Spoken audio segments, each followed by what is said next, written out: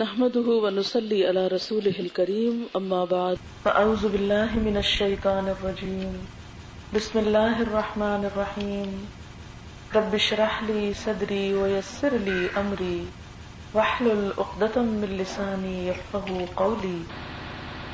آج ہم سورۃ الفاتحہ میں کچھ بات کریں گے۔ سورۃ الفاتحہ کو خاص فضیلت حاصل ہے۔ پھر قرآن پاک کے اندر ان آیات کا خاص ذکر بھی ہوا کہ لقد آتیناک سبعا من المثانی والقرآن العظیم، کہ اے حبیب محمد صلی اللہ علیہ وسلم، ہم نے آپ کو 7 بار بار دہرائی جانے والی آیات اور قرآن عظیم عطا کیا ہے۔ یہ آیات جہاں نمبر میں 7 ہیں، وہاں ہم سب انہیں زندگی میں سب سے زیادہ دہراتے ہیں، سب سے زیادہ ان کی ریپیٹیشن ہوتی ہے۔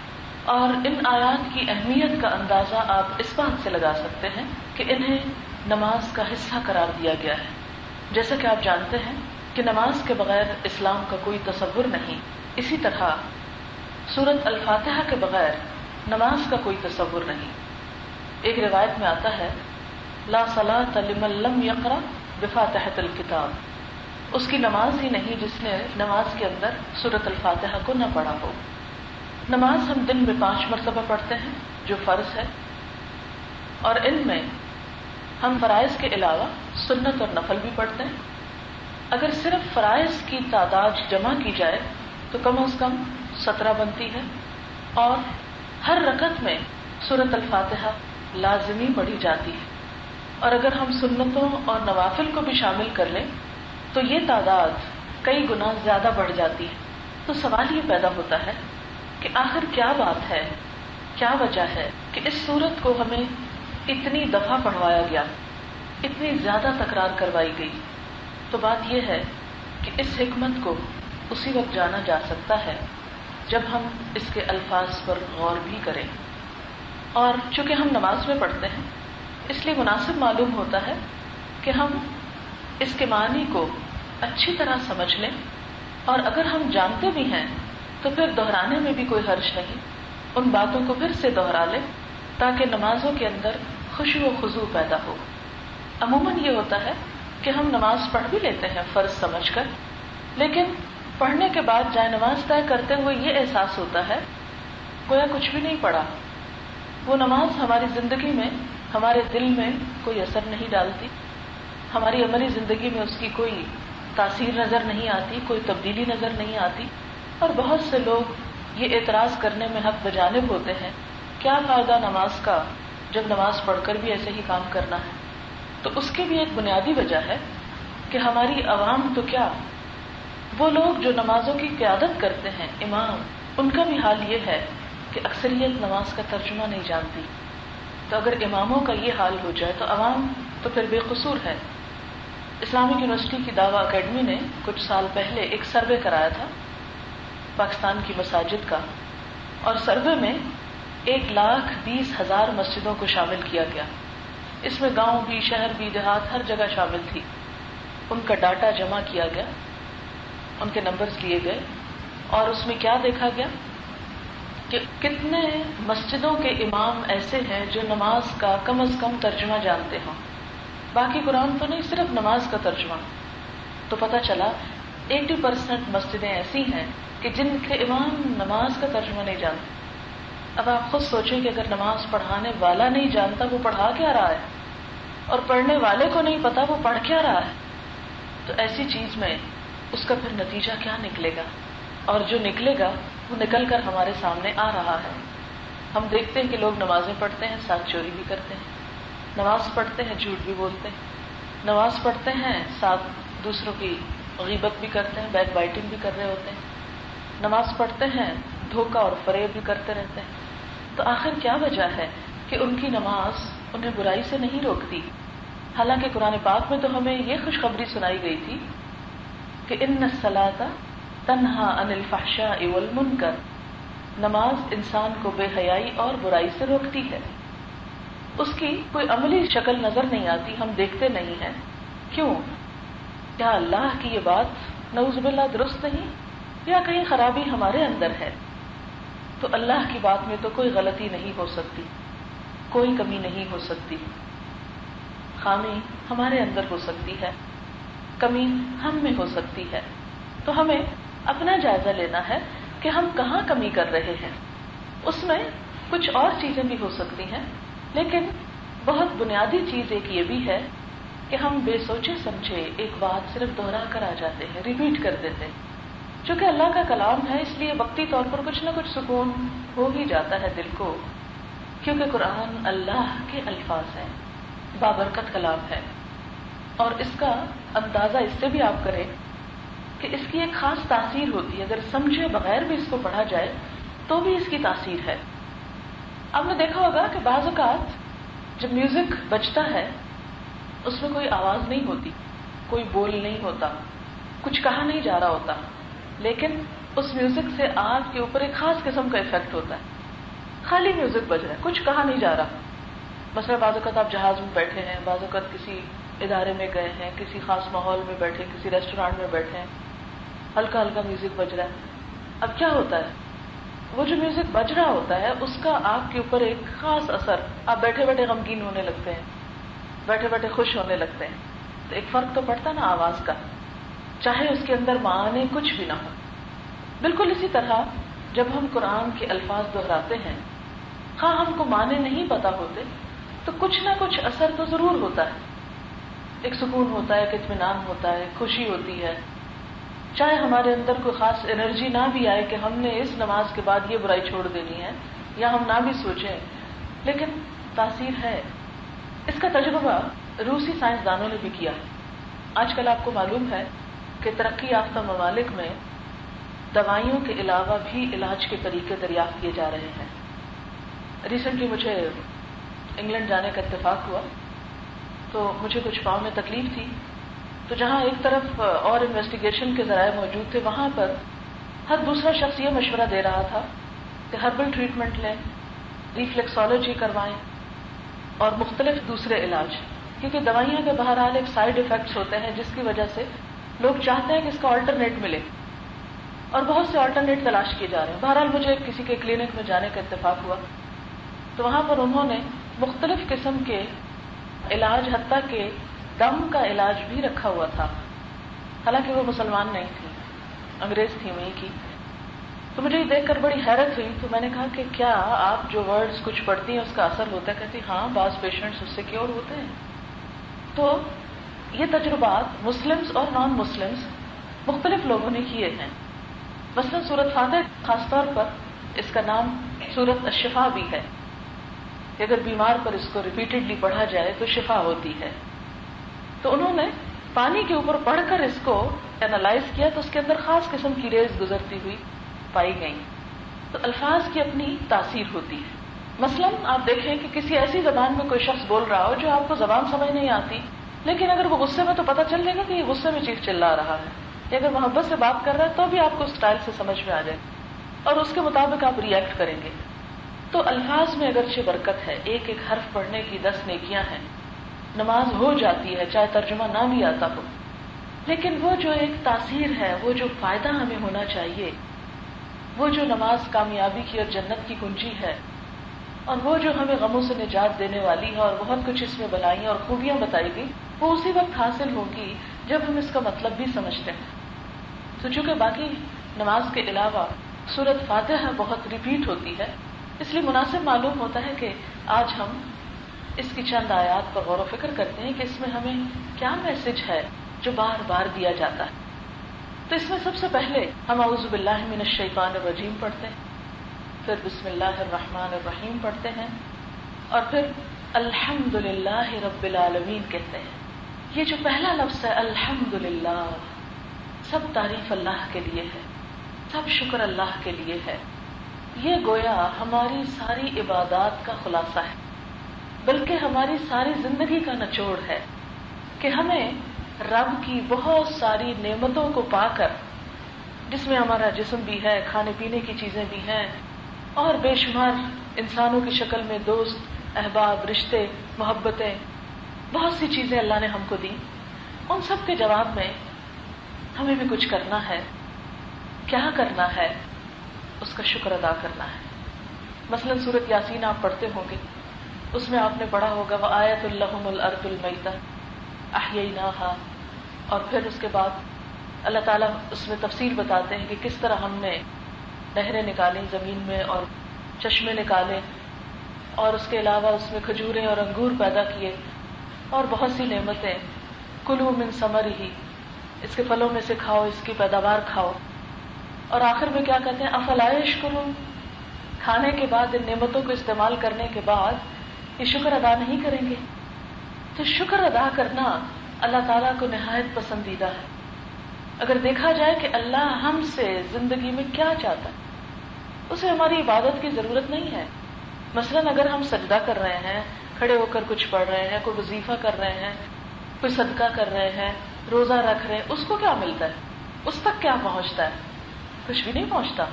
اس کو تو کوئی فائدہ نہیں ہوتا، وہ تو ہم ہی کو فائدہ ہوتا ہے. مثلاً اگر ہم نے وضو کیا تو ہمارے ہاتھ منہ دھل گئے، ہم صاف ہو گئے. اگر ہم نے ذکر کیا ہمارے دل کو سکون آیا. ہم نے دعا مانگی تو اللہ کو تو دینا ہی پڑا، ہم نے تو لیا ہی. صدقہ خیرات کیا تو انسانوں کو فائدہ پہنچا. اللہ کو کیا ملا؟ ہمارے روپے اللہ تک تو نہیں جاتے. قرآن پاک میں اللہ تعالیٰ فرماتے ہیں لن ینال اللہ لحومها ولا دماؤها، اللہ کو ان جانوروں کے جو تم قربانی کرتے ہو نہ گوشت ملتا ہے نہ خون پہنچتا ہے. ولکن ینالہ التقوی منکم، وہ تو پیچھے کی اسپرٹ پہنچتی ہے، کس نیت اور کس جذبے کے ساتھ تم نے قربانی کی. تو اگر غور کیا جائے تو اللہ تعالیٰ کو ہماری عبادتوں میں سے کوئی چیز فائدہ نہیں دیتی. ہاں وہ خوش ہوتا ہے ایک بات سے، جب ہم اس کی نعمتوں کا اعتراف کر لیتے ہیں، ریکگنائز کرتے ہیں. اور جو اعتراف کرتے ہیں اتنا ہی ہم اللہ کے معترف معتقد شکر گزار ہوتے چلے جاتے ہیں کہ ہاں یہ اسی کے دیے مجھے سب کچھ ملا. مثلا زمین ہی اگر اللہ کا اذن نہ ہو تو کچھ نہ اگائے. بعض پودے آپ مختلف جگہوں پر اگاتے ہیں، نہیں اگتے. اللہ نے ایسا نظام رکھا اس زمین کے حصے کے اندر. مثلا اگر آپ مری میں آم لگانا چاہیں، آم کا درخت اگر لگ بھی جائے کسی طریقے تو پھل نہیں دے گا وہاں. حالانکہ زمین ہے، سورج ہے، سب کچھ ہے، لیکن وہ ماحول نہیں ہے اس کے لیے. اللہ نے وہ وہاں اس کا ماحول رکھا ہی نہیں، کہیں اور رکھا ہے. اب یہ اسی نے رکھا نا، ہم اس ماحول کو چینج نہیں کر سکتے. آرٹیفیشلی کتنا سا چینج کریں گے؟ کتنے ہم گرین ہاؤسز بنا سکتے ہیں، کتنے ہم پروٹیکٹ کر کے کچھ اگا سکتے ہیں. چھوٹی موٹی سبزی تو اگا سکتے ہیں مگر درخت نہیں اس کے اندر اگا سکتے. تو یہ سب کچھ دراصل اللہ کے فیصلے، اللہ کی تدبیر اور اللہ کے کیے سے ہو رہا ہے. جو کچھ بھی ہمیں مل رہا ہے، ہمیں ان چیزوں کو پہچان کر اپنے اندر شکر کے جذبات پیدا کر. اور قرآن کی اس پہلی آیت میں سب سے پہلے جو میسج دیا گیا وہ ہے الحمدللہ. نماز میں جب ہم کھڑے ہو کر ہاتھ باندھ کر کہتے ہیں الحمدللہ رب العالمین الرحمن الرحیم، تو دراصل ایک نماز سے دوسری نماز تک ہم جتنی نعمتیں استعمال کر چکے ہوتے ہیں، یہاں آ کر اس کا اقرار کر لیتے ہیں کہ اللہ کا شکر ہے. اور شکر کی وجہ کیا بتائی گئی؟ رب العالمین، کہ جو رب ہے تمام جہانوں کا. یعنی جب یہ کہا جاتا ہے سب شکر اللہ کا، تو سوال یہ پیدا ہوتا ہے کیوں اللہ کا کیوں؟ تو اس کا جواب ساتھ ہی دے دیا گیا، اس لیے شکر ادا کرو کہ رب العالمین ہے، تمام جہانوں کا پالنے والا، سب کا رب. عربی زبان میں رب کہتے ہیں اس ذات کو جو کسی چیز کو ذرے سے کمال تک پہنچائے، عروج تک لے جائے. اس کی ایک چھوٹی سی مثال انسان کی تخلیق ہے، ایک پودے کی تخلیق ہے. میں اور آپ کہاں سے پیدا ہوئے؟ ابتدا کیا تھی ہماری؟ آپ سب مجھ سے زیادہ بہتر اچھی طرح جانتے ہیں. اللہ تعالیٰ قرآن پاک میں بھی ذکر فرماتے ہیں من نطفۃ خلقہ، ایک نطفہ، ایک سپرم، اتنی چھوٹی چیز سے آغاز کیا تمہاری اس زندگی کا کہ جسے تم اپنی آنکھ سے دیکھ نہیں سکتے. وہ ذرہ تھے ہم، ذرے سے ہم اتنے جیتے جاگتے جوان انسان بن گئے. ذرے سے اس سٹیج تک پہنچتے ہوئے یہ سب کچھ کس نے کیا، کیسے ہوا؟ تھوڑا سا اگر ہم غور کریں، ماں کے پیٹ میں 3 پردوں میں، 3 اندھیروں میں، کوئی روشنی نہیں. وہاں ایک نطفے کا، ایک سپرم کا، ایک ایگ کے ساتھ کس طرح ملاپ ہوا. ہمیں تو ایک سوئی میں دھاگا ڈالنے کے لیے روشنی بھی چاہیے، آنکھیں بھی چاہیے، پھر وہ پرویا جاتا ہے. اگر کوئی چھوٹی سی چیز کو ایک کو دوسرے کے اندر فکس کرنا ہوتا ہے نا، مطلب یہ پین ہی ڈالنا ہوتا ہے، تو اگر ہم نہ دیکھ رہے ہیں نا تو آگے پیچھے کرتے رہتے ہیں، پھر دیکھتے تو پھر کہتے ہیں اچھا یہ اندر ڈالنا. کبھی ہم نے غور کیا کہ وہ ملاپ جو عورت اور مرد کے اس پانی کا ہوتا ہے، تو ایگ کتنا چھوٹا ہے اور اسپرم کتنا چھوٹا ہے، وہ کون پروتا ہے؟ کس نے وہ کوشش رکھی ان دونوں کے اندر کہ وہ ایک دوسرے سے باہم جا کے مل جائے؟ چلے ٹھیک ہے، مل گئے، ہو گیا کام. اب اس کو بڑھا کون رہا ہے؟ اسے نشو نما کون دے رہا ہے؟ اتنی حقیر چیز سے کون اسے آگے پہنچا رہا ہے؟ آپ دیکھیں قرآن پاک میں اللہ تعالیٰ فرماتے ہیں ثم خلقنا النطفة علقة، پھر ہم نے نطفے کو جمے ہوئے خون میں بدل دیا، پھر ہم نے جمے ہوئے خون کو مضغہ بنا دیا، اور پھر اس کو ہڈیاں بنایا اور اس پہ گوشت پہنایا اور اسے ایک نئی مخلوق بنا اٹھایا. ثم انشأناه خلقا آخر، اس ذرے کو ہم نے ایک نئی مخلوق بنا دیا، ایک نئی چیز بنا دیا جس کا اصل سے اگر کمپیئر کیا جائے نطفے کو انسان سے کوئی مشابہت نہیں نظر آتی، علاقہ کو جمے ہوئے خون کو جیتے جاگتے بچے سے کوئی کمپیریزن نہیں، مضغہ کو اس سے کوئی کمپیریزن نہیں. اگر کوئی کہیں پر وہ جمع ہوا خون دیکھے کسی لیبارٹری میں تو کوئی پریڈکٹ نہیں کر سکتا کہ اس سے انسان بننے والا تھا، وہ جسٹ لائک این آرڈنری جمے ہوئے خون کی طرح نظر آتا ہے. یہ کس نے کیا؟ ماں کے پیٹ میں 3 پردوں کے اندر، قرآن پاک میں آتا ہے نا 3 پردے، آج کی جدید سائنس نے ان 3 پردوں کا ذکر کیا. کس نے وہاں یہ سب کچھ بنایا؟ فتبارک اللہ احسن الخالقین، کتنا بہترین ہے اللہ جو تمام پیدا کرنے والوں میں احسن خالق ہے، بہترین خالق ہے. پھر غذا کا انتظام کیا، پھر اس کے بعد ہم جب ماں کے پیٹ سے باہر آ گئے تو کس طرح ہماری گروتھ ہوتی چلی گئی اور ہوتی چلی جا رہی ہے، ہمارے بالوں کی، ناخنوں کی، یہ سب کچھ کیسے بڑھتا چلا جا رہا ہے. پھر دوسری طرف ہمیں جو غذا پہنچائی، اس غذا کو بھی ہم دیکھتے ہیں کہ ایک بیج سے کس طرح ایک درخت لگایا اور اس میں طرح طرح کے پھل لگائے، کس طرح غلے اگائے، کیسے سبزی اگائی. ہم ایک دکان پہ جاتے ہیں سبزی لے آتے ہیں، دوسرے سے جاتے ہیں گوشت لے آتے ہیں، تیسرے سے جاتے ہیں گرم مسالے لے آتے ہیں اور ملا کے مزے کا کھانا پکا کے کھاتے ہیں. اس میں سے ہم نے تو کچھ بھی اگایا نہیں تھا، ہم نے تو کچھ نہیں کیا، صرف پیسے دیے اور لے آئے. اگر وہ چیزیں اویلیبل ہی نہ ہو، آپ بے شک لے کے پیسے گھومتے رہیں، کچھ نہیں ملے گا آپ کو. اگر وہ زمین سے نہ ہوگے، ہمارا پیسہ کچھ نہیں کر سکتا، ہمارا پیسہ ان میں سے ایک چیز نہیں بنا سکتا، ایک گندم کا دانہ نہیں پیدا کر سکتا ہمارا پیسہ، اگر اللہ کا اذن نہ ہو اس زمین کے لیے. اور پھر ایک دانے سے پھر 700 دانے اگا دیتا ہے، ہر چیز کو ذرے سے کمال تک لے جا رہا ہے. یہ ہے رب. اور پھر صرف ہمارا نہیں، تمہارا نہیں، پورے جہان کا، اس مخلوق کا جو پانی کے اندر ہے، اس مخلوق کا جو ہوا میں اڑ رہی ہے، اس مخلوق کا جو زمین پہ خشکی میں ہے، اس کا جو زمین کے اندر مختلف کیڑے مکوڑوں کی شکل میں ہے، سب کو پال رہا ہے. آپ کو معلوم ہے نا کہ سمندر کے اندر مخلوق زمین سے 3 گنا زیادہ ہے، ہمیں ان کے نام تک نہیں آتے. ہم نے سمندر کے سارے جانور دیکھے بھی نہیں ہیں، کیا کیا بلائیں اس کے اندر چھپی ہوئی ہیں. رب جو پرورش کرتا ہے رزق دے کر، کھلا کے ہمیں، صرف ایک دن سارے سمندری جانوروں کو اگر کسی ایک بڑی سے بڑی سپر پاور کے حوالے کر دیا جائے کہ آج مثلا امریکہ سارے سمندری جانوروں کے کھانے کا انتظام کرے گا صرف ایک ٹائم کا، تو اس کی ساری اکانومی ہل کے رہ جائے. مختلف ملکوں میں جب قحط آتے ہیں، اور آپ نے پڑھا ہوگا کس کس طرح مختلف جگہوں سے امداد بھیجی جاتی، سب کچھ ہوتا ہے، ہزاروں لوگ مر جاتے ہیں. پرانے زمانے میں تو ہوا ہی کرتا تھا، اس دور میں بھی 80s میں جو افریقہ میں قحط آیا، ان دنوں میں برطانیہ میں تھی، تو مجھے یاد ہے کہ انہوں نے اپنے اسکولوں میں اعلان کیا تھا، تو چھوٹے چھوٹے بچے بھی تھیلے بھر بھر کے مختلف چیزوں کے انہوں نے جمع کرائے.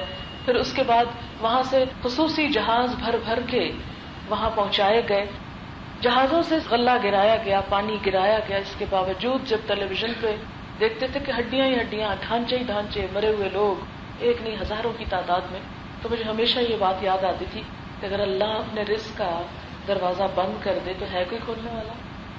قرآن پاک میں اللہ تعالیٰ سورۃ ملک میں فرماتے ہیں قل ارأیتم ان اصبح ماؤکم غورا فمن یأتیکم بماء معین، کہہ دیجئے کہ اگر تمہارا پانی زمین کے اندر اتر جائے تو پھر بہتا پانی کون لے کے آئے؟ کون ہے جو تمہیں پانی لا کر دے؟ اگر وہ بارش نہ برسائے تو یہ نہریں کس طرح جاری ہوں؟ آج کل موسم پھر سے کتنا گرم ہو گیا ہے. ہم لاکھ خواہش کریں بارش نہیں برسا سکتے. وہی برسائے گا تو یہ ٹھنڈک آئے گی، ورنہ پتہ نہیں کتنے دن اور تکلیف میں رہنا ہے. جتنا مرضی گھبرائیں، چیخیں چلائیں، لیکن ہمارے اختیار میں کچھ نہیں.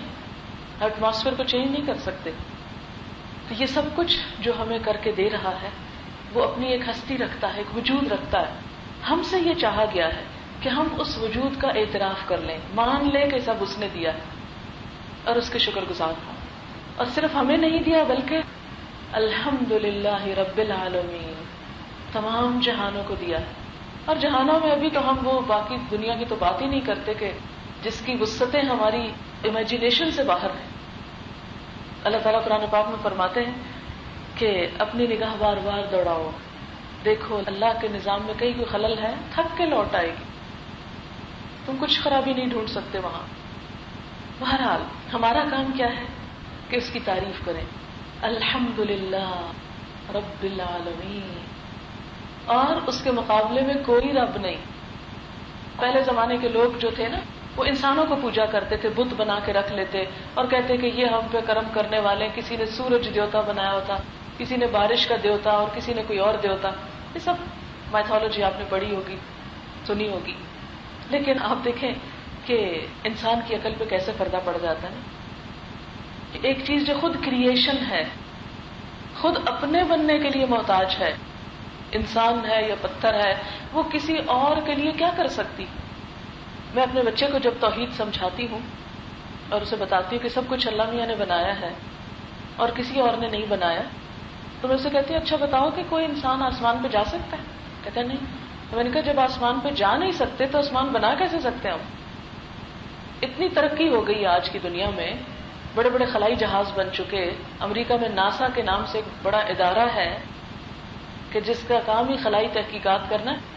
وہ تو اس سے بھی عاجز آ گئے ہیں کہ ستارے گن نہیں سکیں یا اس کا اندازہ ہی کر سکیں کہ اس کے پیچھے کے بہت سی چیزیں بھی ڈسکور نہیں ہوئی. اتنی وسعتیں اس خلا کے اندر. کہاں یہ کہ ان کو بنایا جائے اور ان کو بنانے کے بعد چھوڑ دیا جائے کسی بھی چیز کو تو ختم ہو جاتی. مثلا اگر سورج کام کر رہا ہے، ہمیں تو ایک بلب جلانے کے لیے مسلسل الیکٹریسٹی چاہیے. سورج خود سے خود کیسے جل رہا ہے اگر اس کے پیچھے کوئی اور ہاتھ نہیں ہے طاقت کا؟ انسانوں میں سے کوئی نہیں ہو سکتا، کیونکہ انسان تو وہاں پہنچ ہی نہیں سکتے. وہ کوئی اور ہی ہے، اسے ہم رب کہتے ہیں اور اس کو رب العالمین کہتے ہیں. عالمین کا مطلب پوری یونیورس، پوری کائنات کے اندر اس اکیلے کا حکم ہے. اگر اس کے ساتھ کوئی ایک اور بھی شریک ہوتا، وہ اپنی مرضی چلانا چاہتا اور یہ اپنی مرضی، اور ہر چیز کولیپس ہو جاتی. آپ نے دیکھا ہوگا کہ جہاں کسی ایک جگہ پر اگر پاور کی ٹسل چل پڑے تو سارے کام پڑے رہتے، کوئی کام نہیں ہوتا.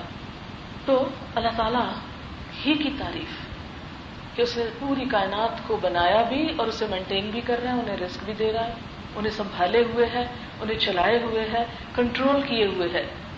حتیٰ کہ ہمارے جسم کو بھی وہی کنٹرول کیے ہوئے، اندر سے پورے سسٹم کو اسی کے حکم اور اسی کی دی ہوئی قوت سے یہ سب چل رہا ہے. دوسری بات، کیوں اللہ کی تعریف؟ الرحمن الرحیم، بہت مہربان، بار بار رحم فرمانے والا.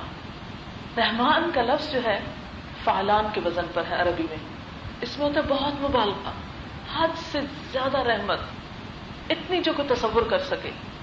اتنی رحمت، اتنی محبت کوئی اور کر سکتا ہی نہیں. اس کی کیا دلیل ہے؟ مثلاً آپ دیکھیں کہ وہ ان لوگوں کو بھی رزق دے رہا ہے جو اس کو مانتے ہی نہیں. دنیا میں بے شمار لوگ ایسے ہیں کہ جو اللہ کے وجود کا انکار کرتے ہیں، ہے ہی نہیں، وہ خود ہی ہو رہا ہے سب کچھ، لیکن اس کے باوجود وہ انہیں کھانے کو بھی دے رہا ہے، جینے بھی دے رہا ہے.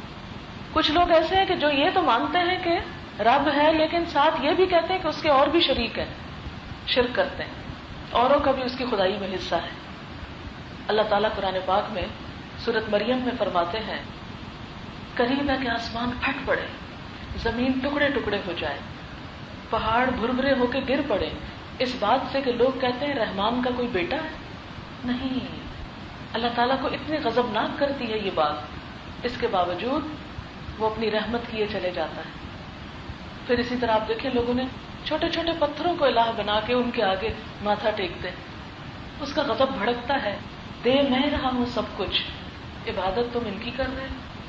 اور ان سب چیزوں سے بڑا معبود خود ہمارے اپنے دل کے اندر بیٹھا ہوا ہے، جس کی مرضی ہم ہر وقت مانتے ہیں. ہم اللہ کو مانتے بھی ہیں، ایک بھی مانتے ہیں، لیکن پتھروں کو، بتوں کو، انسانوں کو خدا نہیں کہتے، نہ شریک ٹھہراتے ہیں، لیکن اپنے دل کو ضرور شریک ٹھہرایا ہوا ہے. اللہ کا حکم ہوتا ہے ہو، لیکن مجھے کیا کرنا ہے؟ مجھے اپنے دل کی ماننی. اب دیکھیں کہ نماز کا وقت ہوتا ہے، ہمارا دل چاہ رہا ہے کھانے کو، وہ نماز ہم کھائیں گے، بازار گھومنے کو جائیں گے، سونے کو سوئیں گے. صبح کے وقت آتی رہتی ہے پکار. کتنی مسجدیں ہوں گی اسلام آباد میں جو پکارتی ہیں حی علی الصلاح حی علی الفلاح، اللہ کی پکار، آؤ نماز کی طرف، آؤ کامیابی کی طرف. کتنے لوگ پہنچتے ہیں؟ 5% بھی لوگ اس پوری آبادی کے مسجدوں میں نہیں نظر آتے. صبح کسی مسجد میں 5-7 ہوں گے، کسی میں 9-10 ہوں گے. سب سے بڑی مسجد آپ کی فیصل مسجد، کچھ عرصہ پہلے ہم نے ایک پروگرام بنایا کہ صبح صبح گاڑی پہ جائیں، وہاں نماز پڑھیں اور اس کے بعد وہاں سے واک کر کے گھر آئیں تو تھوڑی اچھی واک ہو جائے گی، نماز بھی ہو جائے گی، ذرا اچھی روحانی کیفیت ہوتی. تو کچھ عرصہ تک ہم گئے اور آپ یقین مانیں کہ 5-7 لوگوں سے 9-10 لوگوں سے زیادہ نہیں ہوتے تھے وہاں. اتنی بڑی مسجد، سب سو رہے ہیں. کس کی بات مان رہے ہیں؟ اللہ کی یا دل کی؟ اپنی مرضی کر رہے ہیں یا اللہ کی مرضی مان رہے ہیں؟ ایک امتحان کی بات ہے نا. اپنی مرضی مان رہے ہیں. یہ بھی ایک الہ ہے، یہ بھی ایک خدا ہے جو اندر بیٹھا ہوا ہے، جس کی بات ہم ہر وقت مانتے ہیں. قرآن پاک میں اللہ تعالیٰ فرماتے ہیں اَرَأَيْتَ مَنِ اتَّخَذَ إِلَٰهَهُ هَوَاهُ، کیا تم نے دیکھا اس شخص کو جس نے اپنی خواہش نفس کو اپنا خدا بنا رکھا ہے، اپنے دل کو اپنا خدا بنا رکھا ہے. ہر وہ بات کرتا ہے جو اس کا دل کہتا ہے. اس کے باوجود اللہ ہمیں رزق دیتا ہے. مرضی ہم اپنی کرتے ہیں، رزق وہ ہمیں دیتا ہے. قائم بھی رکھے ہوئے، صحت بھی دیے ہوئے، ہر چیز دیے ہوئے، اولاد بھی ہے ہمارے پاس، گھر بھی ہیں، سب باوجود اس کے کہ ہم اس کے مقابلے میں اپنی مرضی کرتے. ہم اگر نماز نہ پڑھیں، کبھی ایسا تو نہیں ہوا کہ نماز نہ پڑھے تو اس وقت کا کھانا ہی نہ ہم کھا سکیں، ہمارا اسٹمک کام کرنا چھوڑ دے یا ہماری دانت کام کرنا چھوڑ دے؟ نہیں. تو یہ سب کچھ اس کی نافرمانیوں کے باوجود ہمیں جو ملتا چلا جا رہا ہے، یہ ہے کیا دراصل؟ اس لیے وہ بہت کائنڈ ہے، بہت مہربان ہے، بہت رحمت کرنے والا ہے. آپ دیکھیں کہ ہم اپنے بچوں کو کیا دیتے ہیں؟ جنم دے دیتے ہیں، تھوڑا بہت انہیں پڑھا دیتے ہیں، تھوڑے سے احسان کر دیتے ہیں، اس کے بعد ہم ان پہ کتنے حق جتاتے ہیں کہ وہ یہ بھی کریں، ہمارے لیے یہ بھی کریں. اور آپ نے دیکھا ہوگا کہ جن ماؤں کے بچے بڑے ہو کر ماؤں کو گھر سے نکال دیتے ہیں، وہ مائیں کتنی دکھی ہو جاتی ہیں. تو ہم دیکھتے ہیں کہ ہمیں اگر ہمارے بچے کچھ برا بلا کہہ دیں، کوئی بات نہ مانے، کتنے دکھی ہو جاتے ہیں ہم. اللہ تعالیٰ کی محبت، ماں کی محبت سے مثال دی گئی کہ 70 ماؤں سے بڑھ کے پیار کرنے والا ہے. اپنی ماں بھی ایک دفعہ بات نہ مانے نا تو معاف کر دیتی، دوسری دفعہ نہ مانے تو تھوڑی سی ناراضگی، تیسری دفعہ نہ مانے تو ہو سکتا ہے 1-2 لگا بھی جائے، اس سے زیادہ دفعہ نہیں وہ صبر کرتی. ہم ہیں کہ سال ہر سال نافرمانیاں کرتے جاتے ہیں. مثلا فجری کی نماز اپنی مرضی سے اٹھ کے پڑھنی ہے، اگر پڑھنی ہے ورنہ پڑھنی بھی نہیں. مثلا جمعے کے ٹائم پہ آپ دیکھ سکتے ہیں بہت سارے لوگ بازاروں میں ادھر ادھر گھومتے پھرتے نظر آئیں گے، کوئی احساس ہی نہیں. سال میں کبھی کوئی عید کی نماز پڑھ لی ورنہ وہ بھی چھوڑ دی. تو اس کے باوجود آپ دیکھیں کہ اللہ تعالیٰ اپنی رحمت کرتا ہے، پکڑتا نہیں ہے. اچھا یہ کیوں کرتا ہے؟ اس لیے کہ اسے اپنے بندوں سے بہت پیار. وہ کیا چاہتا ہے؟ میرے بندے کسی وقت تو میری طرف آئیں گے نا، اگر آج نہیں تو کل، کل نہیں تو پرسوں. اسی لیے ایک حدیث میں آتا ہے کہ جب اللہ کسی کو 60 سال کی عمر دے دیتا نا، پھر اس کا کوئی عذر نہیں سنتا. پھر بھی اگر وہ نہیں پلٹتا اللہ کی طرف، پھر بھی معافی نہیں مانگتا، پھر بھی وہ سیدھے راستے پہ نہیں آتا، پھر قیامت کے دن اس کے پاس کوئی بہانہ نہ ہوگا. کیونکہ قرآن پاک میں اللہ تعالیٰ فرماتے ہیں اَوَلَمْ نُعَمِّرْكُمْ مَا يَتَذَكَّرُ فِيهِ مَنْ تَذَكَّرَ، کیا ہم نے تم کو اتنی لمبی عمر نہ دی تھی کہ جس میں نصیحت پکڑنے والا نصیحت پکڑ لیتا، سمجھنے والا سمجھ جاتا. تو ہم اس کی تعریف کرتے ہیں کہ وہ بڑا ہی مہربان ہے. ہماری نافرمانیوں، زیادتیوں، کوتاہیوں، غلطیوں کے باوجود وہ ہمیں فوراً نہیں پکڑتا، چانس دیتا ہے، نعمتیں دیتا ہے، شاید ہم کسی وقت شکر گزار ہو جائیں. تیسری وجہ الحمدللہ کی، مالک یوم الدین، بدلے کے دن کا مالک ہے، سارے اختیار اس کے پاس ہے. تو اس میں کیا شکر کی بات ہے؟ ٹھیک ہے وہ مالک ہے، وہ بادشاہ ہے، اس میں ہم اس کی تعریف کیوں کریں؟ اس لیے اس کی تعریف کریں کہ شکر ہے وہ خود مالک ہے، کسی اور کو مالک نہیں بنایا. ورنہ کیا ہوتا کہ اگر کوئی بھی انسان ہمارے فیصلے کرنے کے لیے وہاں جج مقرر کر دیا جاتا تو وہ ہمارے صرف ظاہر پر فیصلہ کرتا، وہ ہمارے دل کا حال نہ جانتا ہوتا. اب اللہ تعالیٰ ہمارا فیصلہ کرے گا، وہ ہماری مجبوریوں کو بھی سمجھتا ہے، ہمارے حالات کو بھی سمجھتا ہے. ہمارے دل کو بھی جانتا ہے، ہماری نیت کو بھی جانتا ہے، ہمارے ظاہر کو بھی جانتا ہے. اس لیے وہ جو فیصلہ کرے گا وہ بالکل انصاف کا ہوگا اور انسان کے فائدے کا ہوگا، کیونکہ اسے اپنے بندوں سے محبت ہے نا، رحمت ہے، الرحمن الرحیم ہے، اور اس کی رحمت کے 99 حصے آخرت کے لیے ہیں، ایک حصہ بس دنیا میں اس نے بھیجا. تو ہم شکر کرتے ہیں کہ جو 70 ماؤں سے بڑھ کے پیار کرنے والا ہے، شکر ہے فیصلہ وہ کرے گا. اسے اپنے بندوں سے دشمنی کوئی نہیں، وہ بے جا کسی سے انتقام نہیں لے گا. آپ دیکھیں کہ ہمیں تو کسی کے بارے میں شک بھی پڑ جائے نا کہ وہ ہمارے بارے میں اچھا نہیں سوچتا یا اس نے ہمارے ساتھ اچھا نہیں کیا، کوئی دلیل اور کوئی ریزن نہ بھی ہمارے سامنے، تو ہم بلا وجہ اس کے ساتھ ایک مخالفت پہ تل جاتے ہیں. ہم اس کے ساتھ بھلا نہیں کر سکتے. ذرا ہمیں احساس ہو کہ فلاں شخص ہمارے ساتھ زیادتی کر رہا ہے، جواباً دیکھیں ہمارا رویہ کیا ہوگا. ہم اس سے بڑھ کے اس سے زیادتی کرنے کا سوچیں گے. وہ نہیں ہم سے ملنا چاہتا، اس نے ہمارے ساتھ ایسا کیا، دیکھنا میں اس کو کیسا مزہ چکھاتی ہوں، میں تو ساری زندگی اس کی شکل نہ دیکھوں. اور پتہ نہیں کہاں کہاں تک بڑھ جاتے ہیں. جب ہم یہ کہتے ہیں کہ وہ مالک یوم الدین ہے، جزا سزا کے دن کا مالک ہے، تو اس پر بھی اللہ کا شکر کہ یا اللہ شکر ہے فیصلہ تو نے کرنا ہے. ورنہ آپ نے دیکھا ہوگا کہ دنیا میں بچے اپنے ماں باپ سے شکوہ کرتے رہتے ہیں، آپ نے ہمارے لیے کچھ نہیں کیا، آپ نے انصاف نہیں کیا. دنیا کی کسی عدالت پر انسان مطمئن نہیں ہوتا. جس کے بھی خلاف فیصلہ وہ کیا کہتا ہے، میرے ساتھ انصاف نہیں ہوا، خواہ کسی نے انصاف کیا بھی ہو. تو اللہ تعالیٰ جب انصاف کرنے لگیں گے تو انسان کے اعمال نامے بھی رکھے جائیں گے لا کے، وبدع الکتاب وجیء بالنبیین، انبیاء بھی لائے جائیں گے، جو ماحول ہے اس کو بھی لایا جائے گا، لوگ بھی گواہ ہوں گے، حتیٰ کہ انسان کا اپنا جسم بھی گواہ ہوگا. اور ان سب کو اکٹھا کرنا گواہی کے لیے یہ صرف اللہ کے بس میں ہے، اور کوئی نہیں اکٹھا کر سکتا. دنیا میں آپ دیکھیں کہ مقدمات کیوں لمبے ہوتے چلے جاتے ہیں، گواہی نہیں پورے پڑتے، سارے اسباب جمع نہیں ہوتے، اس لیے سال ہاں سال لگ جاتے ایک چیز کا فیصلہ ہونے میں. اللہ تعالیٰ کو ایسی کوئی مشکل نہیں. انسان کا نام اعمال تولا جائے گا، اس کے نمبر لکھ لیے جائیں گے، اتنی نیکیاں اور اتنے برائیاں کی. پھر انسان کی نیتوں کو پرکھا جائے گا، وحصل ما فی الصدور، سینے میں جو کچھ ہے اس کو نکال کے سامنے رکھ دیا جائے گا. پھر اس کے بعد اس کے ماحول سے پوچھا جائے گا، اس کے جسم سے پوچھا جائے گا. کسی کو کوئی اعتراض تو نہیں جو نمبر اس کو دیے جا رہے ہیں. مثلا اگر ایک شخص وہاں فیل ہو رہا ہوگا تو وہ کہے گا نہیں یار اب میں نے یہ نہیں کیا یہ نہیں کیا، تو اللہ تعالیٰ کیا کریں گے، اس کی زبان کو تھوڑی دیر کے لیے بند کر دیں گے اور اس کے ہاتھوں کو کہیں گے اب تم ذرا بتاؤ. اس کے سکن کو کہیں گے. قرآن پاک میں آتا ہے الیوم نختم علی افواہہم وتکلمنا ایدیہم وتشہد ارجلہم بما کانوا یکسبون. آج ہم ان کے منہ پہ مہر لگا دیں گے، ان کے ہاتھ ہم سے بولیں گے، ان کے پاؤں ہم سے کلام کریں گے، ان سب باتوں کے بارے میں بتائیں گے جو وہ کرتا رہا. کوئی انسان جو اپنے اعمال نامے کو جھٹلانا چاہے گا، یہ میں نے نہیں کیا. دنیا میں کیا ہوتا ہے، غلط کام کر کے ایک شخص صاف جھوٹ بولتا، میں نے نہیں توڑا، مجھے نہیں پتا کہاں ہے.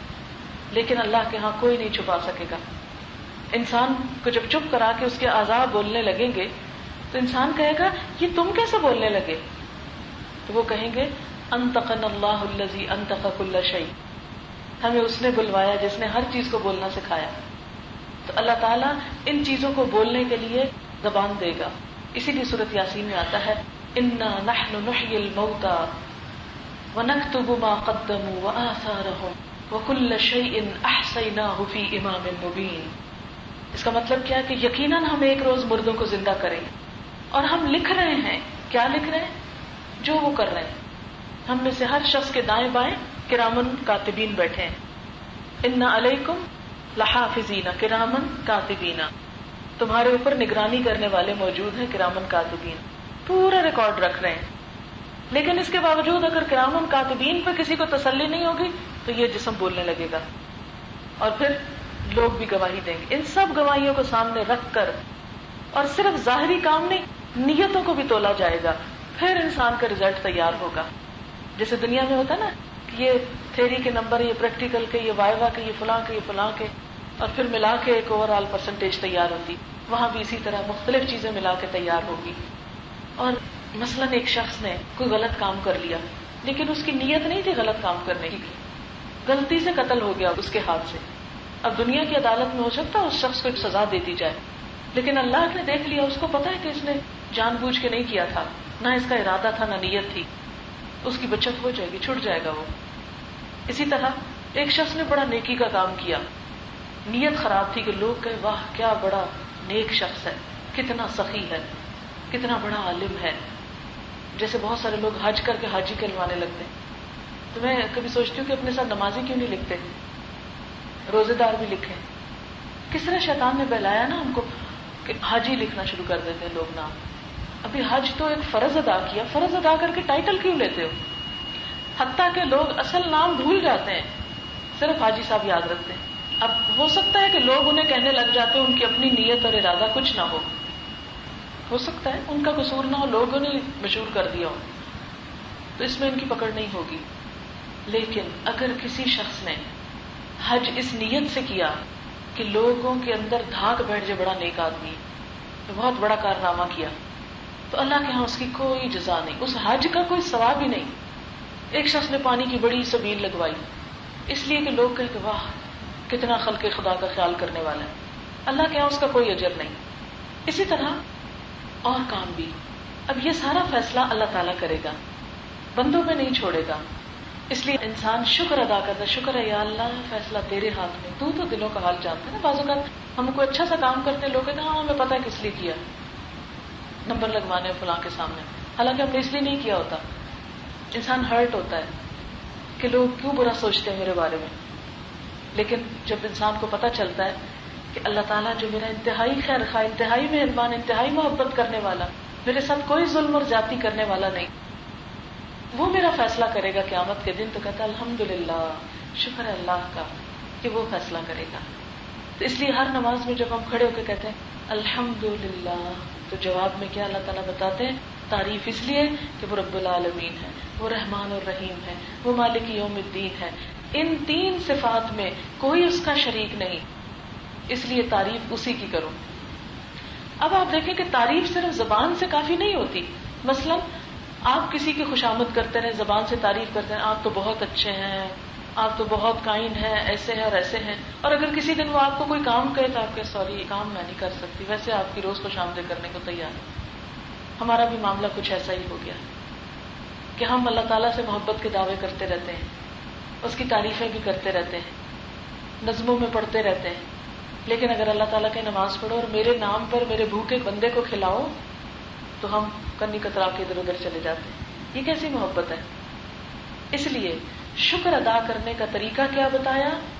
عبادت. اسی لیے ہم کہتے ہیں ایاک نعبد، صرف تیری ہم عبادت کرتے ہیں، وہ ایاک نستعین، صرف تجھ سے ہم مدد چاہتے ہیں. یعنی شکر کا اصل مرکز کیا ہے؟ دل، کہ دل اللہ کے ناموں کو ریکگنائز کر لے، اور جب شکر دل میں ہو تو عمل میں ڈھل جائے، عملی طور پر بھی ہم اسے کچھ کر کے دکھائیں اور اس کے لیے ہم اس کی عبادت کریں. عبادت میں کیا؟ نماز، روزہ، حج، زکات. اور صرف نماز روزہ نہیں بلکہ اس کے ساتھ ساتھ اور کیا ہے؟ جیسے کسی کو دیکھ کر مسکرا کے بات کرنا بھی عبادت ہے، بھوکے کو کھانا کھلانا بھی عبادت ہے. عبادت دراصل کیا ہے؟ اطاعت. عبد سے نکلا، عبد کہتے ہیں غلام کو. غلام کا کیا کام ہوتا ہے؟ آقا جو کہے کر لے.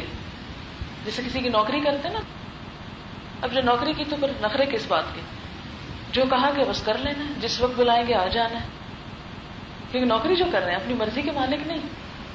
جب آپ جاب کرتے ہیں مثلا تو مرضی کی بات نہیں ہوتی، پھر تو جہاں کر رہے ہیں ان کی مرضی ہے. آپ کو چھٹی دیں یا نہ دیں آپ ناراض نہیں ہو سکتے ان سے، اور ہونا بھی نہیں چاہیے اس لیے کہ آپ نے کمٹ کیا ہے. تو اسی طرح جب ہم کہتے ہیں الحمدللہ، اللہ تیری تعریف ہے، تیرا شکر ہے، تو پھر اللہ تعالیٰ کہتے ہیں کہ ذرا اس کا عملی ثبوت بھی دو. اور پھر ہم کیا کرتے ہیں؟ یا اللہ چونکہ تو نے سب کچھ دیا اس لیے میں تیرا ہی بندہ ہوں. ایاک نعبد، صرف تیری ہم عبادت کرتے ہیں. وہ ایاک نستعین، صرف تجھ سے مدد مانگتے. آپ دیکھیں کہ عبادت اور دعا ساتھ ساتھ ہے. عبادت کا نچوڑ ہے دعا. اسی لیے ہم دیکھیں نماز کے بعد دعا ہوتی ہے، قرآن پڑھ کے دعا ہوتی ہے، روزہ کھلتا ہے جب اس وقت دعا قبول ہوتی ہے، حج کے موقع پر تو ہیں ہی دعائیں ہی دعائیں. صدقہ خیرات کے موقع پر بھی نبی صلی اللہ علیہ وسلم کو کہا کہ جب آپ وہ وصول کریں تو ان کے لیے دعا کریں. ہر عبادت کا اختتام دعا پر ہوتا ہے. لہذا ہم کیا کہتے ہیں؟ صرف تیری عبادت کرتے. یہ نہیں کہا تیری عبادت بھی کرتے اور اوروں کی بھی کرتے، نہیں، صرف تیری عبادت کرتے، کیونکہ تیرے احسان جو ہم پہ سب سے زیادہ ہے. سب سے پہلے ہم تجھے راضی کرتے ہیں. صرف تجھ سے مانگتے ہیں. کیونکہ حدیث میں آتا ہے جو اللہ سے نہیں مانگتا اللہ تعالیٰ اس سے ناراض ہوتے ہیں. اللہ تعالیٰ اپنے بندے سے بہت خوش ہوتا ہے جب بندہ اس سے مانگتا. بہت سے لوگ یہ کہتے ہیں اللہ کو تو پتہ ہی ہے نا مجھے کیا چاہیے، بس وہ دے دے، میں مانگ نہیں سکتی، مجھ سے دعا نہیں ہوتی. نہیں، جب آپ مانگتے ہیں تو اسے بڑا پسند آتا ہے. آپ دیکھیں نا، حیران کن بات ہے نا، جب ہم بندوں سے مانگتے ہیں تو بندے ناراض ہوتے ہیں، بھاگنے لگتے ہیں ہم سے. کوئی ایک دفعہ قرضہ لے پھر دوسری دفعہ آ جائے لینے کے لیے تو آپ تیسری دفعہ اس کے آنے سے پہلے ہی چھپ جائیں گے کہ ہم سے کوئی نہ مانگے. بندوں سے جب مانگا جاتا ہے تو بندے ناراض ہوتے ہیں. اللہ سے جب مانگا جاتا ہے تو اللہ تعالیٰ خوش ہوتا ہے، اور نہ مانگا جائے تو ناراض ہوتے ہیں. مانگنے کی چیزیں تو بہت ساری ہیں، لیکن کیا مانگا جائے؟ ایاک نستعین، کیا مانگا جائے؟ اہدنا الصراط المستقیم، صراط مستقیم مانگا جائے. ہم عموماً کیا مانگتے ہیں؟ یا اللہ یہ جاب کی ترقی اتنی ہو جائے، یہ پیسے مل جائیں، یہ بچے کا یہ ہو جائے، باپ کا یہ ہو جائے. ٹھیک ہے، مانگنا چاہیے، اس میں کوئی برائی نہیں ہے، لیکن ہماری پریشانی صرف ہماری دنیا ہی کیوں ہے؟ اور بھی تو کوئی ہونی چاہیے. اللہ تعالیٰ نے ہمیں سب سے بڑی مانگنے کی چیز بتائی کہ اہدنا الصراط المستقیم، اللہ سیدھا راستہ دکھا. آپ دیکھیں، ہم میں سے ہر شخص کو سوچنا چاہیے کہ واقعی ہم صراط مستقیم پہ ہیں یا نہیں. مثلا ہمارا یہ سفر دنیا سے شروع ہو کر آخرت تک جاتا ہے. ابھی ہم میں سے ہر شخص اپنا سفر گزار رہا ہے. موت کا فرشتہ اس میں آ کے بتانا ہے کہ تم کس راستے پہ تھے. اس نے واضح فیصلہ کر دینا ہے ہدایت پہ تھے یا نہیں. آج تو ہم اپنے آپ کو تسلی دے رہے ہیں نا، نہیں ٹھیک ہے، اتنے لوگ یہی کام کرتے ہیں جو میں کرتا ہوں اس لیے ٹھیک ہے. کئی تعویلیں ہو سکتی ہیں. آپ دیکھیں کہ چور ڈاکو بھی قاتل بھی اپنے لیے تعویل رکھتے ہیں نا. ہم نے چوری کیوں کی؟ اس لیے کہ مجھے بھوک لگی تھی، کوئی کھانے کی چیز میں تو کھا لی. فلاں نے حق نہیں دیا، میں نے اس کا مال چرا لیا. جھوٹ کی آپ کے پاس بڑی دلیلیں ہو سکتی ہیں کہ اگر میں سچ بولتی تو ایسا اور ایسا نقصان ہوتا ہے، اس لیے آپ اس کا بھی جواز تلاش کر لیتے ہیں. کسی کی برائی کرتے ہیں تو آپ کہتے ہیں کہ میں جھوٹ کہہ رہی ہوں، سچ ہی تو کہہ رہی ہوں، فلانا ایسا اور ایسا ہے، اس کی بھی دلیل ہے ہمارے پاس. کوئی غلط کام ہم کریں ہمارے پاس سب کی دلیل ہے. سوچنا چاہیے کیا یہ ویسی ہی دلیل ہے جو اللہ کو قبول ہو جائے گی؟ اللہ مان جائے گا ہماری اس دلیل کو؟ نہیں، جو اس نے حرام کرا دیا وہ حرام ہے. مثلاً اگر آپ زہر کا پیالہ پی رہے ہو یہ سوچ کے اللہ بڑا غفور رحیم ہے، کچھ نہیں ہوتا، میں پینے لگا ہوں، تو کیا اس سے اس کی زہر کی کیفیت بدل جائے گی؟ وہ زہر آب شفا بن جائے گا؟ یہ سوچ کر اللہ غفور الرحیم ہے، مجبوری ہے نا، اور کوئی چیز ہے نہیں، پینے کی پیاس لگی اب یہی پی لیتی، کیا ہوگا نتیجہ سب کو پتا ہے. ہم اسی طرح یہی تعویلیں کر کر کے گناہ کرتے ہیں. ہم کہتے ہیں مجبوری ہے نا، کیا کریں، اس کے بغیر گزارا جو نہیں، ٹائم جو نہیں ملا، کب پڑھے نماز، پتہ نہیں کیا کہ کپڑے پاک نہیں تھے مثلا، اور کئی بہانے ہم کر لیتے ہیں. نہیں، یہ کہنے سے حقیقت نہیں بدلے گی، فرض نہیں ٹلے گا.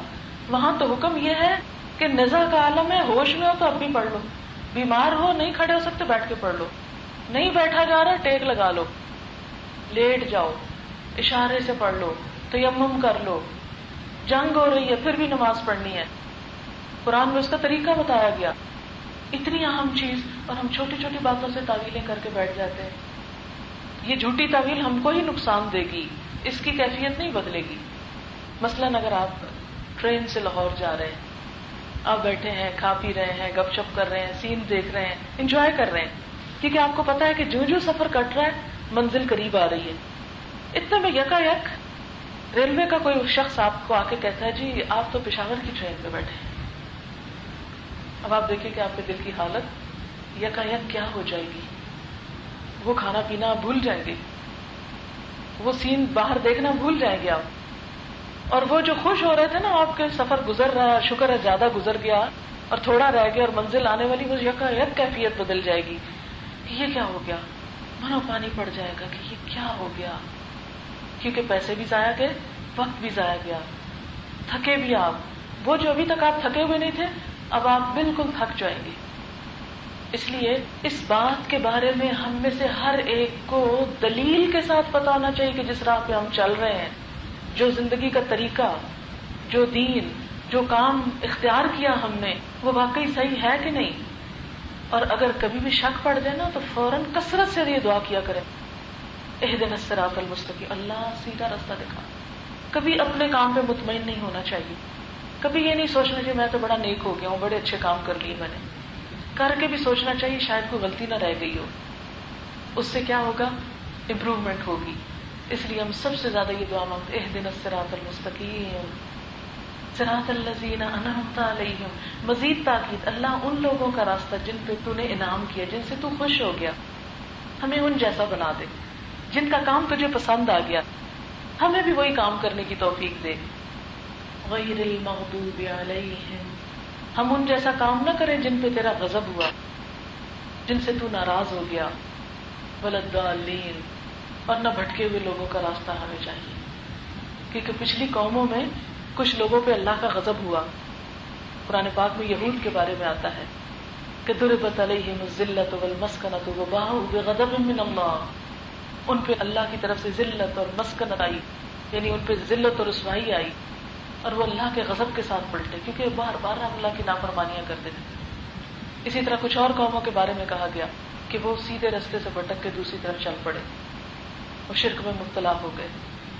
تو اے اللہ ہمیں تو ہر اس کام سے بچانا کہ جس سے تیری ناراضگی ہو اور جس سے ہم سیدھا راستہ چھوڑ کے کہیں اور چل پڑے. یہ ہے وہ دعا جو دن میں ہر نماز کی ہر رکعت میں ہم پڑھتے ہیں. شعور کے ساتھ پڑھیں گے تو انشاءاللہ اس کے اثرات، اس کے فائدے ہمیں نظر آنے لگیں گے. ہمارا ضمیر جاگ اٹھے گا، چھوٹی سی غلطی پہ بھی ہمیں ہلائے گا کہ نہیں یہ ٹھیک نہیں کر رہے، یہ سیدھا راستہ نہیں ہے، غلط چلنے لگے ہو. اور اگر آپ دیکھیں سارا دن بھی اگر ہم غلط راستے پہ اپنی گاڑی دوڑاتے رہے تو ہم گھر نہیں پہنچ سکتے. جگہ نہ مل رہی ہے تو میں ہمیشہ یہ آیت دہراتی ہوں، میں کہتی ہوں یا اللہ کتنی بڑی نعمت ہے جو تو نے ہر نماز کے ساتھ مانگنے کو کہی کہ سیدھا راستہ دکھا. واقعی اگر کسی جگہ کا راستہ نہ آتا ہو تو کتنی خواری ہوتی ہے، تھکن الگ ہوتی ہے، پیٹرول الگ ضائع ہوتا ہے، وقت الگ ضائع ہوتا ہے. جس کام کو جانا تھا وہ وہاں ہو چکا ہوتا ہے جب تک پھر ہم جاتے ہیں. اگر ایڈریس نہ آتا اور بھول بلا کے پہنچے کہیں تھک تھکا کے، آپ نے کہیں لیکچر دینے کو جانا ہے، کہیں کسی پیشنٹ کو دیکھنے کو جانا ہے، عیادت بیماری میں جانا ہے، کسی کے جنازے میں، کچھ کوئی کام، اور اگر آپ راستہ بھٹکے ہوئے ہیں اور آپ کے جانے تک وہ سب کچھ ہو جائے. کسی کھانے میں جانا ہے، سب کھا چکے ہوں گے اور آپ راستہ بھٹکے ہوئے راستے میں خوار ہو رہے ہیں. تو بالکل اسی طرح آخرت میں بھی اگر ہم راستہ بھٹک رہے ہیں تو وہ جب موت کے فرشتے نے آ کے بتایا غلط راستے پہ تھے، اب پلٹنے کی جگہ بھی کوئی نہیں، اب کدھر جائیں. قبر میں جا کے جو حسرت و ندامت ہوگی، آخرت میں وہاں سے واپس آنے کی جگہ کوئی نہیں. اس لیے مرنے سے پہلے ہم میں سے ہر ایک کو سوچ لینا چاہیے کہ جو کچھ ہم کر رہے ہیں یہ درست بھی ہے یا نہیں. وآخر دعوانا ان الحمد للہ رب العالمین. اللهم اقسم لنا من خشيتك ما تحول به بيننا وبين معصيتك ومن طاعتك ما تبلغنا به جنتك ومن اليقين ما تهون به علينا مصائب الدنيا. اللهم متعنا بأسماعنا وأبصارنا وقواتنا ما أحييتنا واجعله الوارث منا واجعل ثأرنا على من ظلمنا وانصرنا على من عادانا ولا تجعل مصيبتنا في ديننا ولا تجعل الدنيا أكبر همنا ولا مبلغ علمنا ولا تسلط علينا من لا يرحمنا. أعوذ بالله من الشيطان الرجيم. بسم الله الرحمن الرحيم. الحمد لله رب العالمين الرحمن الرحيم مالك يوم الدين إياك نعبد وإياك نستعين اهدنا الصراط المستقيم صراط الذين أنعمت عليهم غير المغضوب عليهم ولا الضالين آمين.